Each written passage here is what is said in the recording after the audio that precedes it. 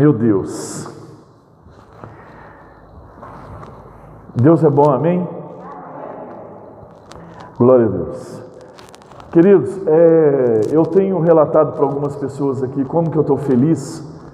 É uma felicidade que eu te confesso que eu não sinto há muito tempo. E essa felicidade tem tudo a ver com estar nesse lugar, com poder ministrar a palavra sobre esse lugar. Eu estava conversando com os músicos aqui agora há pouco e tenho dito para eles que todas as vezes que eu tenho subido aqui, o frio na barriga, eu falei: Deus, é a primeira vez que eu vou pregar de novo? E Ele falou: é a primeira vez. E uma felicidade que tem inundado o meu coração pelas pequenas coisas e por tudo aquilo que a gente pode construir sobre esse lugar. Pastor, mas como é que o Senhor pretende fazer essa construção? Todas essas mudanças, tudo isso que o Senhor pretende fazer e que o Senhor acha que é importante para casa. Queridos, eu pretendo fazer isso com a boa mão do Senhor, com o Espírito Santo de Deus, e com o entendimento dos irmãos, que esse lugar precisa ser o melhor lugar para nós estarmos. Depois da nossa casa, esse lugar tem que ser o melhor lugar para nós estarmos. Amém? O mais confortável, o mais cheiroso, o mais gostoso, o mais bonito, o mais arrumado, o mais brilhante. Tem que ser, querido, porque essa é a casa do Senhor. Amém? Eu gostaria que você abrisse a tua Bíblia no Evangelho de Jesus segundo escreveu Lucas, no capítulo 1, a partir do versículo 5. Amém? Quero que você deixe a sua Bíblia aberta aí. E eu quero falar algumas coisas sobre esse personagem tão importante no ministério de Jesus, e tão importante em toda a Bíblia, que é João Batista. Eu quero dizer que João Batista foi anunciado pelo profeta Isaías, segundo a carta do profeta Isaías, no capítulo 40, no versículo 3, aonde o profeta Isaías diz que viria aquele que clamaria no deserto, prepararia, endireitaria os caminhos tortos, e que prepararia caminho para o Senhor Jesus chegar, o Salvador de todos. E João nasceu numa época muito difícil, onde Herodes, sabendo que o Messias nasceria, que Jesus Cristo de Nazaré nasceria, ele deu uma ordem aos magos e disse para os magos que assim que os magos soubessem aonde Jesus ia nascer, era voltar e avisar ele correndo para ele ir lá e matar Jesus. Claro que ele não falou com os magos que iria matar, mas era para avisá-lo. Quando Herodes entendeu que os magos os enganaram Herodes ficou irritadíssimo, ficou com muita raiva. E Herodes deu uma ordem e mandou matar todas as crianças do sexo masculino de 2 anos para baixo. Todas as crianças que fossem achadas de 2 anos para baixo, era para matar todas as crianças. João Batista nasce nesse cenário, uma época muito difícil. João Batista foi levado para uma cidade chamada Tebas, uma cidade conhecida como Cidade dos Vales, e João Batista foi criado ali por aquele povo que eles chamavam beduínos, que eram os beduínos, foi criado por aquele povo ali naquele lugar. E João Batista começa o seu ministério, e Deus levanta João Batista para começar o seu ministério no deserto. João Batista foi para uma terra que era deserto, e Deus leva João Batista para começar o seu ministério no deserto. E aí nós olhamos para toda a nossa vida e para toda a nossa caminhada, e eu fiquei fazendo algumas reflexões durante essa semana, e pensando todas as vezes que Deus nos dá um desafio como filhos de Deus, e que nós, na maioria das vezes, nós ficamos perguntando para Deus se vai dar certo, se é isso mesmo, se é Ele mesmo que está falando ou se a gente está enganado. Sabe por quê?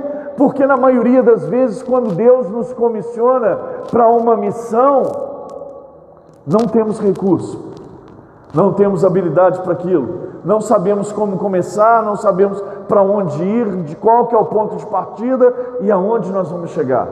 E nós, na maioria das vezes, nós ficamos perguntando para Deus: Deus, é isso mesmo que o Senhor quer que eu faça? Deus, mais. E o interessante é que o propósito do chamado de João Batista era muito maior do que qualquer e toda dificuldade que pudesse existir na face da terra. Não existe dificuldade para João, não existe dificuldade do tamanho do propósito que era o chamamento de João Batista. A verdade do chamado, do propósito, aquilo que estava atrás do chamado de João Batista, aquilo que ia acontecer se João Batista se levantasse e cumprisse o propósito a qual lhe foi determinado. E nós, da mesma forma, não entendendo o propósito do chamado, não entendendo aquilo que está depois da nossa ação, segundo aquilo que Deus determinou, nós questionamos muitas coisas para Deus, nós perguntamos para Deus muitas coisas e até duvidamos daquilo que Deus pode fazer nas nossas vidas. Queridos, eu quero falar sobre um dos propósitos, sobre o maior propósito de João Batista, segundo o chamado de Deus. Já existia um chamado, já existia um clamor, já existia uma necessidade, e Deus, antes que João Batista fosse formado no ventre da sua mãe, há uma visitação do anjo ao seu pai.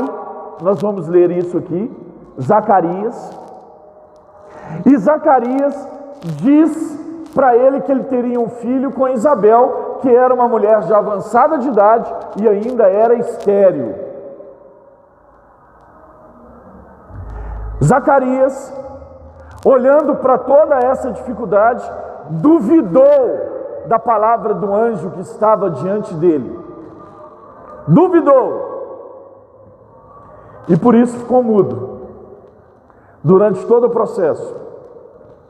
Mas eu quero te dizer, no Evangelho de Jesus segundo escreveu Lucas, no capítulo 3, do versículo 1 ao 6, acompanha comigo. Vão ver qual que eram as dificuldades que João Batista tinha e ver qual que era o tamanho do propósito segundo as dificuldades que estavam diante dele. Porque naquela época não tinha púlpito, não tinha microfone, não tinha telão, não tinha nada.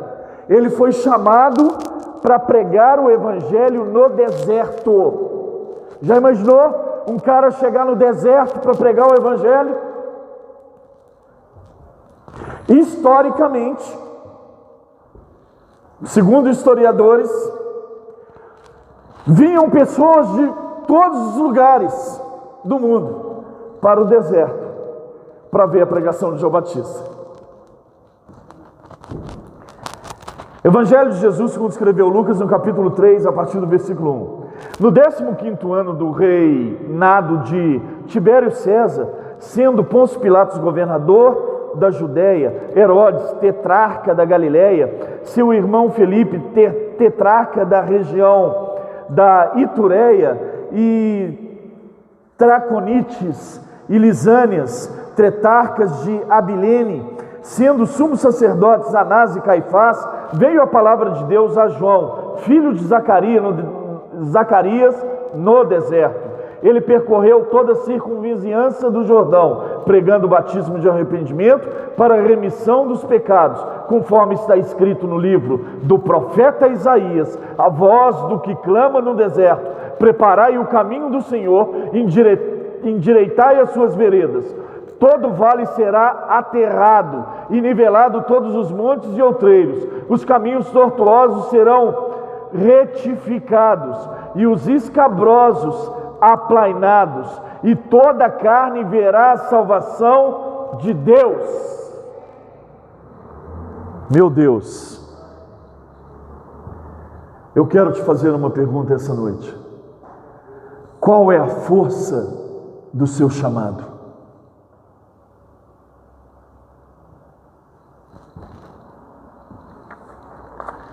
Sabe a única forma de nós não reconhecermos a força do nosso chamado? É olhar para todas as impossibilidades e todas as dificuldades que estão diante de nós.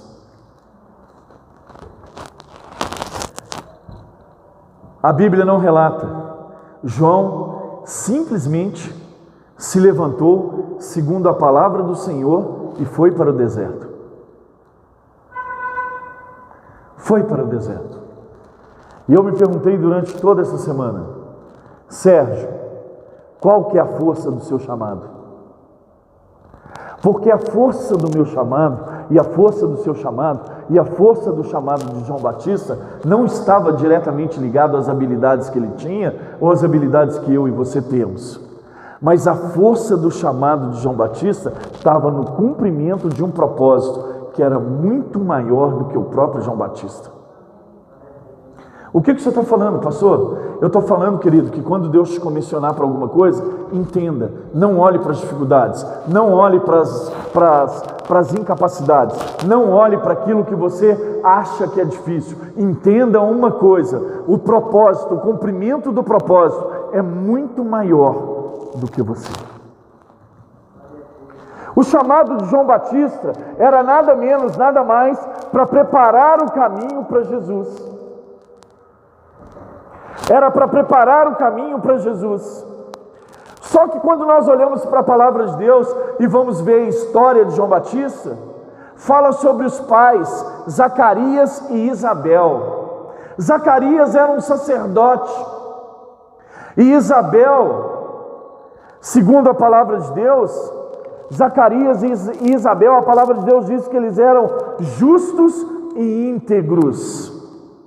E o fato de eu e você servirmos ao Senhor, sermos justos e íntegros e sermos fiéis na casa do Senhor, não impede que existam impossibilidades e coisas improváveis na nossa vida. E o improvável que havia na vida de Zacarias e de Isabel era justamente gerar um filho. Era justamente gerar um filho. O improvável na vida de Zacarias e Isabel era gerar um filho, avançados de idade, e ela era estéril. Mas a palavra de Deus diz que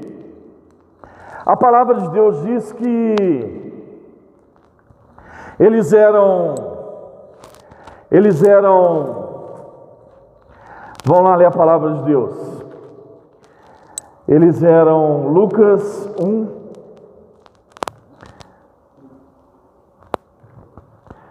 Lucas 1, 5. Nos dias de Herodes, rei da Judéia, houve um sacerdote chamado Zacarias, do turno de Abias.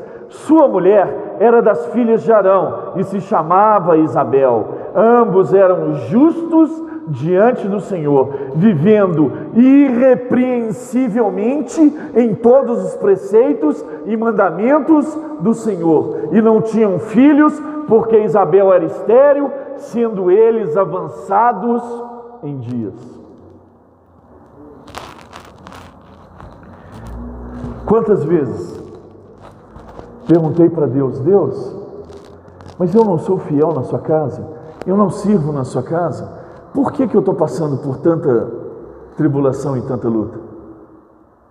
O fato de nós servirmos e sermos fiéis não impede que nós tenhamos impossibilidades nas nossas vidas. Não impede que nós sejamos acometidos de enfermidades ou de problemas que nós não podemos resolver. Mas eu quero te dizer que Deus guarda um espaço, reserva um espaço, até nos nossos problemas, nas nossas debilidades e nas nossas enfermidades, para que Ele possa operar um milagre nas nossas vidas. Só que tem um detalhe: todo milagre de Deus na nossa vida é uma parceria, eu já falei isso aqui. Ele sempre está disposto a entrar com milagre, mas Ele quer saber o que tem no seu coração. Tem fé? Porque se você entrar com fé, ele vai entrar com milagre e vai fazer o casamento perfeito. Amém? Querido, é interessante que as bênçãos de Deus, elas têm algumas condições. E quando eu olho para a vida de Zacarias e para a vida de Isabel, Deus vai relatar 3 dessas condições imprescindíveis para a vida do cristão. Imprescindíveis. Versículos 6 e 7. A palavra vai dizer: eram justos diante de Deus, vivendo irrepreensivelmente em todos os preceitos e mandamentos do Senhor. A palavra está dizendo que eles eram fiéis em todas as coisas. Um dos pontos que nós como cristãos precisamos entender é onde está a nossa fidelidade em Deus, para que nós possamos ser abençoados por Ele. A segunda coisa que ele mostra nesse texto é se nós estamos dispostos ao trabalho. Versículo 8 e 9. Olha o que a palavra diz. Ora, aconteceu que ele, exercendo diante de Deus o sacerdócio na ordem do seu turno, coube-lhe por sorte, segundo o costume sacerdotal, entrar no santuário do Senhor para queimar o incenso. Trabalho. Nada na nossa vida acontece sem fidelidade, sem trabalho. Só que tem mais um detalhe que Deus vai relatar nesse texto. Olha o que diz o versículo 13. Só o 13. Disse-lhe, porém, o anjo: Zacarias, não temas, porque a tua oração foi ouvida. Queridos, oração, trabalho e fidelidade. Eles tinham uma impossibilidade sobre a vida deles, mas quando Deus olhou e mandou o anjo para Zacarias, quando olhou para a vida deles, eles eram irrepreensíveis em todos os preceitos e mandamentos, eles eram fiéis. Zacarias cumpria o seu propósito como sacerdote, queimava, limpava, tirava o incenso lá do Santíssimo Lugar, cumpria o seu papel. E ainda, Zacarias como sacerdote intercedia e fazia uma interlocução entre a sua casa, as mazelas da sua casa e Deus. Sabe o que eu entendo que Zacarias estava pedindo para Deus? Deus, faz um milagre na minha vida. A Bíblia não diz isso, eu estou conjecturando. Eu já sou adiantado em idade, a minha esposa é estéril, mas o nosso sonho é ter um filho. Só que o interessante é que a palavra de Deus, ela vai dizer que Deus nos dá muito mais de tudo aquilo que nós pensamos ou imaginamos. A medida dele é recalcada, sacudida e transbordante, a 30, 60 e a 100 por 1. Por que o senhor está dizendo isso, pastor? Queridos,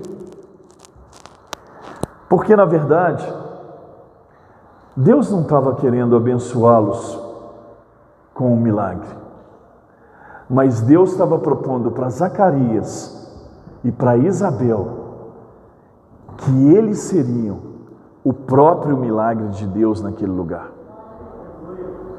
Queridos, o filho já tinha um propósito pré-determinado diante de Deus, e Deus não ia simplesmente dar um filho para eles, não. Deus tinha um propósito muito maior. Ei, vocês estão me pedindo um milagre, mas eu quero que vocês entendam que vocês serão o meu próprio milagre sobre a face da terra.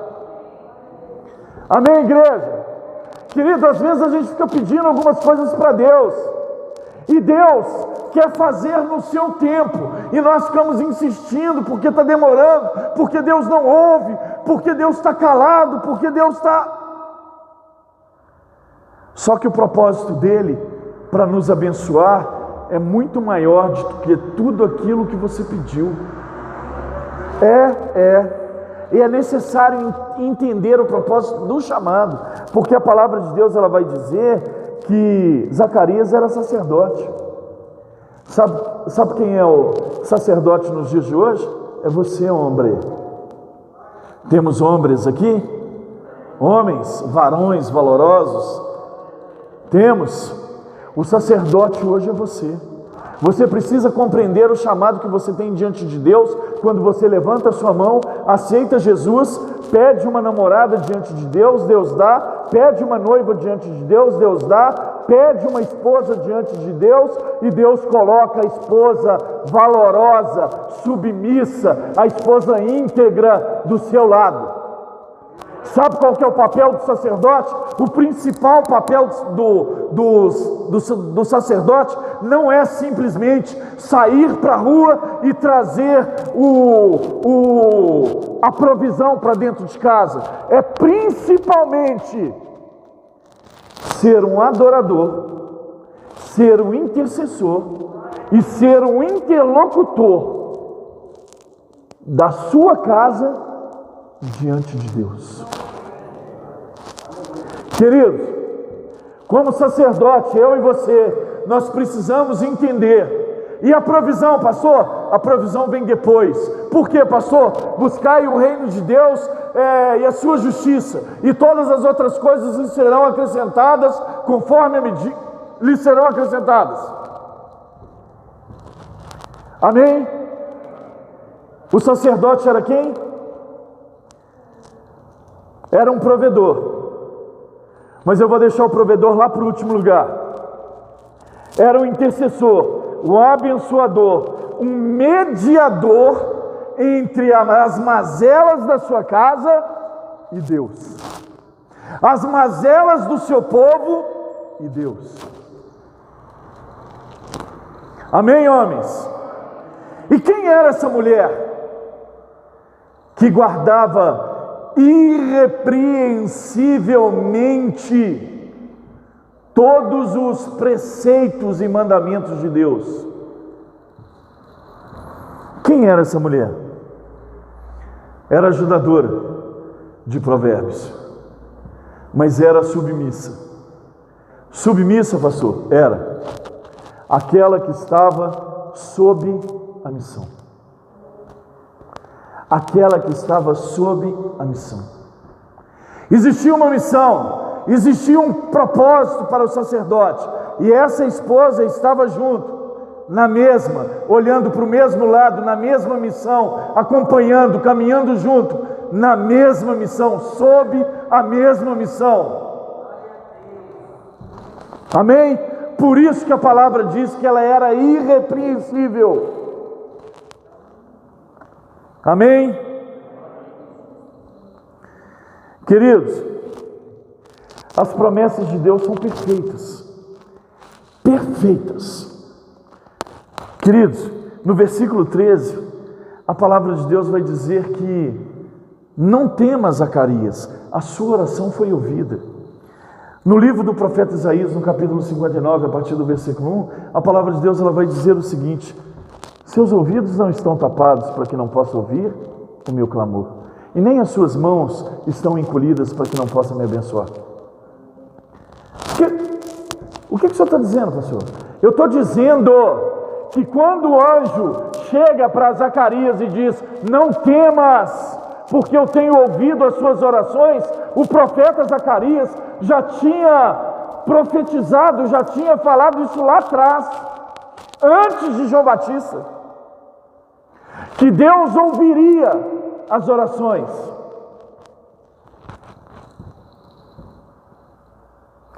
Versículo 14: em ti haverá prazer e alegria, e muitos se regozijarão com o seu nascimento. Alegria faz parte ainda da promessa de Deus. Deus prometeu que atenderia as orações, e Deus prometeu que quando ele atendesse essas orações, o coração de Zacarias se encheria de alegria. Queridos, no Salmos 28:7, a palavra de Deus vai dizer o seguinte: o meu coração exulta de alegria no meu Senhor. Promessas perfeitas, versículo 15, a palavra de Deus ela vai dizer o seguinte: pois ele será grande diante do Senhor.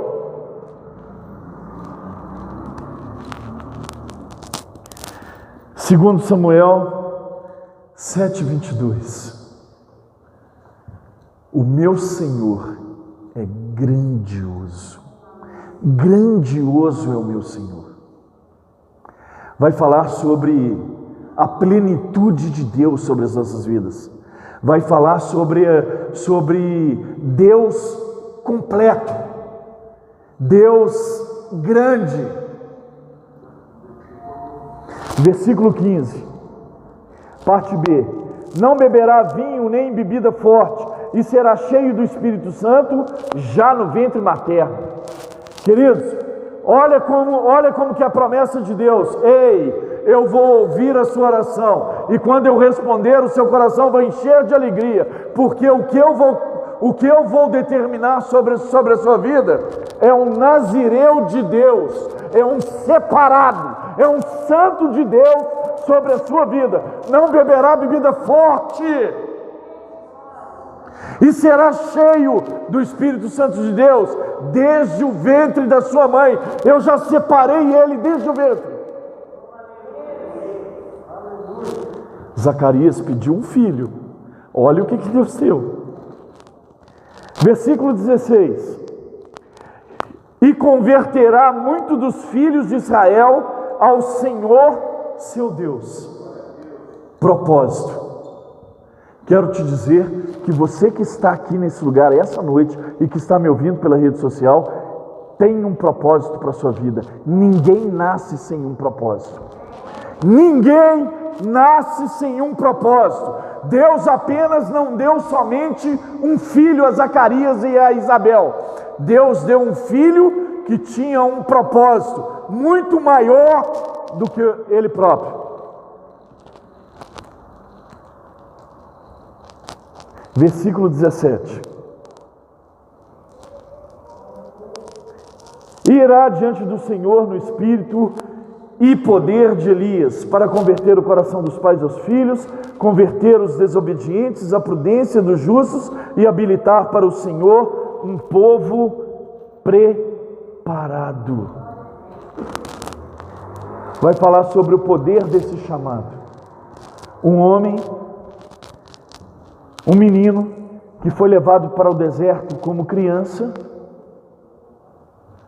ia ter um chamado que quando ele abrisse a sua boca e pregasse arrependimento, todos os homens se converteriam ao Senhor Jesus. Zacarias e Isabel pediu um filho. Deus deu. Deus disse: eu ouvi a sua oração, te dei um filho que te encheu de alegria, um filho que é grande diante dos homens, que é santo e separado diante de Deus e dos homens, que tem um propósito e que quando abrir a sua boca, as suas palavras serão poderosas para arrependimento. Queridos, às vezes nós pedimos para o Senhor e queremos as coisas fora do tempo. Sabe o que acontece com os frutos? E eu quero chamar aqui de filhos gerados fora do tempo. Você lembra lá da passagem de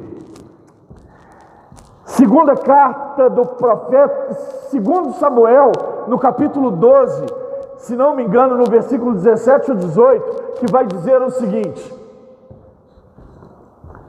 e Deus permitiu a enfermidade no filho de Davi. Mas que filho é esse? Filho do pecado, filho fora do tempo, com Batseba. Eu quero ler isso.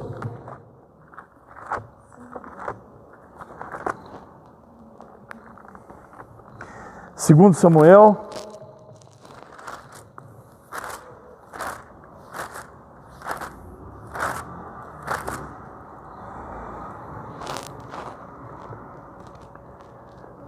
ao 7º dia morreu a criança, e temiam os servos de Davi informá-lo que a criança era morta, porque diziam: eis que, estando a criança ainda viva, lhe falávamos, porém não dava ouvido à nossa voz. Como, pois, lhe diremos que a criança é morta? Versículo 15. Então Natã foi para sua casa, e o Senhor feriu a criança que a mulher de Urias dera à luz a Davi, e a criança adoeceu gravemente. Queridos, tudo nas nossas vidas como cristão que é fora do tempo de Deus é atraso. Sabe por quê? Porque muitas coisas sem Deus é nada. Agora, uma coisa com Deus é tudo. Todas as vezes que nós ficamos ansiosos em receber aquilo que nós estamos pedindo de Deus, quando nós recebemos isso fora do tempo, é atraso para as nossas vidas, querido. Deus tem um tempo oportuno para todas as coisas. Deus tem um tempo certo para te abençoar, principalmente porque Ele precisa primeiro provar o seu coração para saber o que há no seu coração.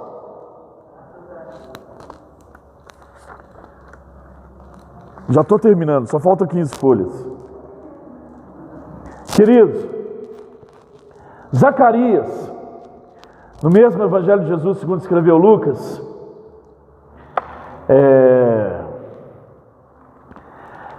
falou com o anjo o seguinte: mas como eu vou saber que isso é verdade? O anjo de Deus estava diante de Zacarias.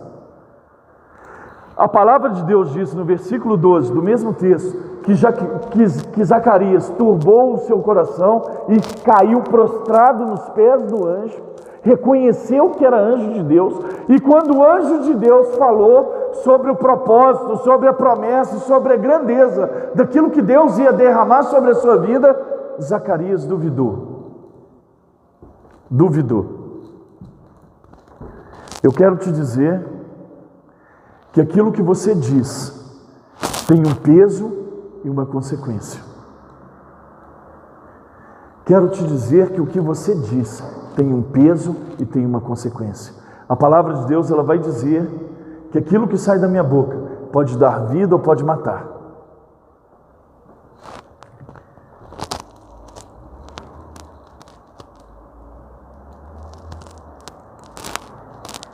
Querido, a prova revela o nosso coração. Zacarias sabia que era um anjo do Senhor.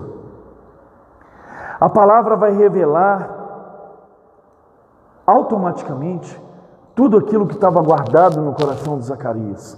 E Zacarias, de frente do anjo, depois de ter se prostrado aos pés do anjo, no versículo 12, lá na frente, no versículo 18, ele pergunta: mas como eu vou saber se isso é verdade ou não? Como é que eu vou saber se isso é de Deus ou não? Como é que eu vou entender se isso vai acontecer na minha vida ou não? Agora, toda prova tem um propósito muito espetacular na nossa vida: revelar aquilo que está no nosso coração e nos preparar para receber aquilo que Deus tem para nós.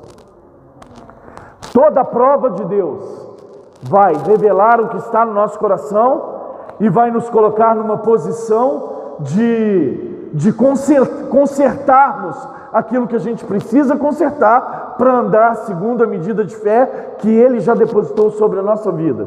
Porque a palavra de Deus vai dizer lá na carta de Paulo aos Romanos que existe uma medida de fé e que já está depositada sobre a sua vida.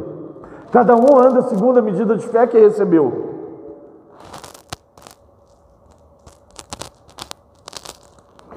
Queridos, o anjo, segundo a indagação de Zacarias, falou: durante todo o processo, durante 5 meses, você ficará mudo e não poderá mais falar.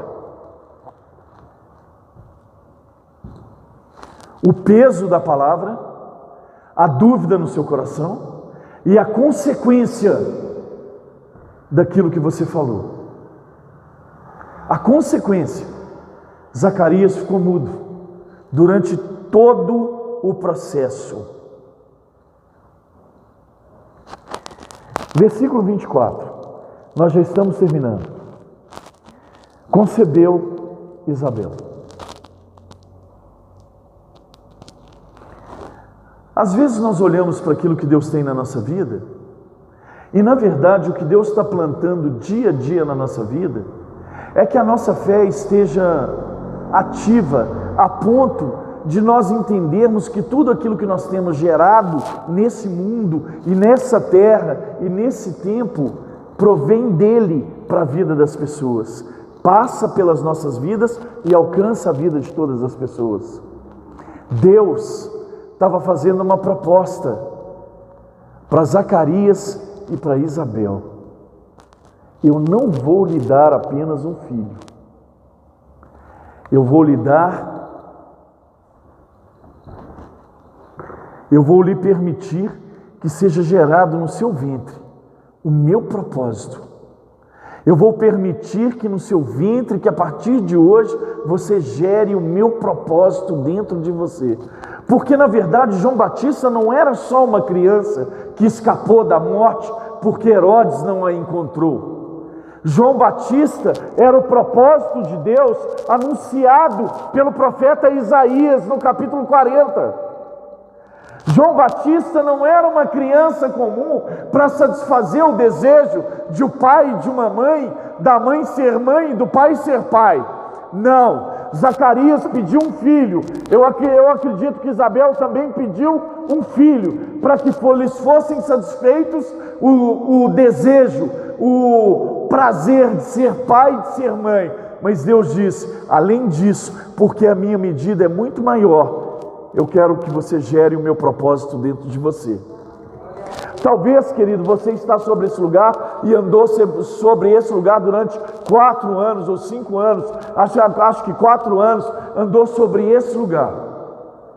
E você ainda não experimentou, não viu sintoma nenhum, não viu sinal nenhum, nada mexeu, você não compreendeu aquilo que está sendo gerado sobre a sua vida. Só que o que aconteceu há 4 anos atrás, o que aconteceu há 3 anos, o que aconteceu há 2 anos, o que aconteceu há 1 ano, o que está acontecendo agora é uma preparação de Deus para que você possa gerar no seu ventre os planos e os propósitos de Deus.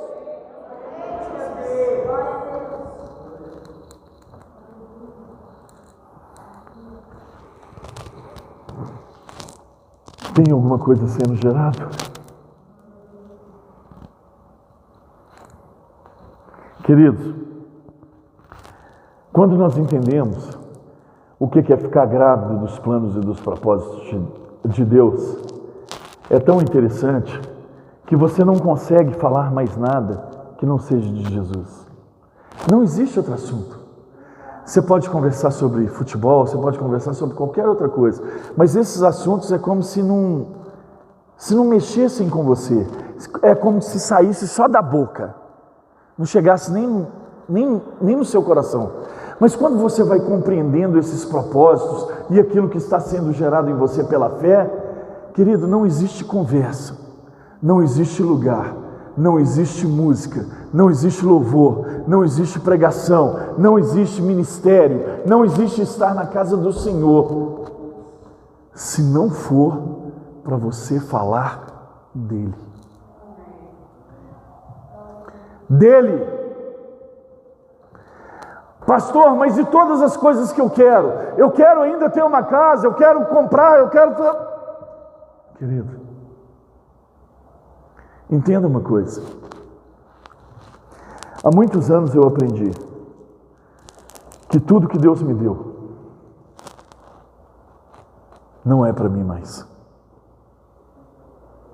Não é. Tudo que Deus me deu. A minha vida não é minha mais. E eu já compreendi. Carta de Paulo a Gálatas, no capítulo 2, versículo 20. Já não sou eu quem vivo mais, mas Cristo que vive em mim. E a vida que vivo nessa carne, vivo para glorificar o nome de Cristo. Eu já compreendi.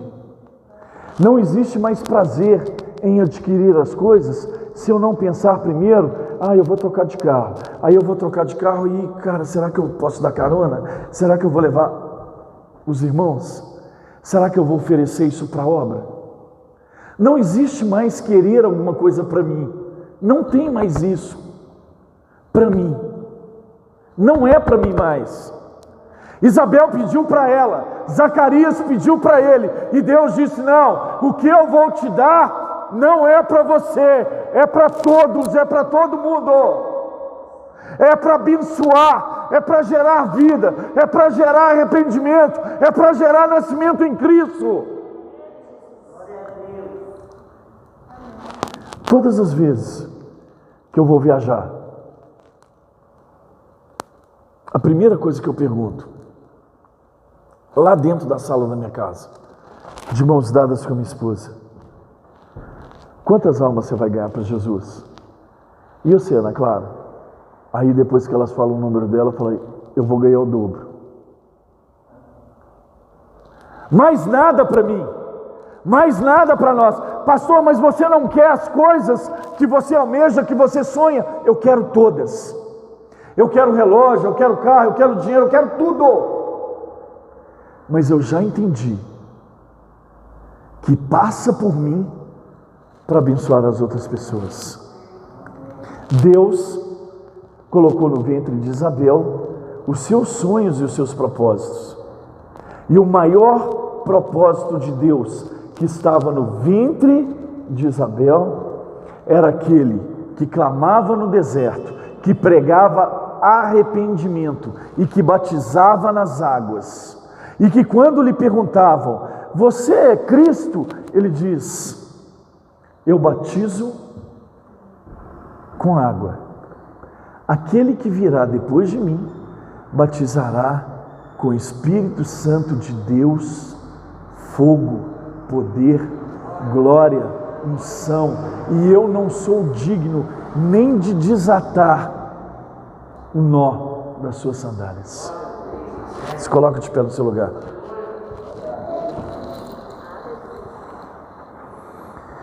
Queridos, todas as vezes que você entender que algumas situações na sua vida vão parecer como o deserto de João Batista, Deus está querendo que você entenda o seguinte: que existe um deserto na vida de muitas pessoas e que você foi chamado para encontrar elas nesse deserto. Você foi chamado para preparar o deserto que existe no coração delas, na vida delas, para que Jesus possa chegar e possa transformar